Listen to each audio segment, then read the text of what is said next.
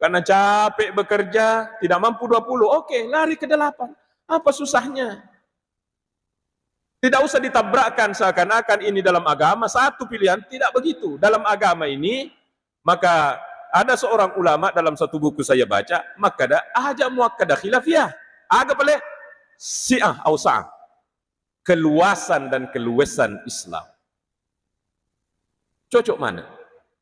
Tidak usah saling merasa bahwa iya cocok 20, iya cocok 8, salah itu 20. Nah, tidak usah saling menyalahkan, Bapak Ibu sekalian, insya Allah masing-masing dianut ulama besar dan masing-masing ada dalilnya. Ya. Bahkan, ini ini jarang didengar ini.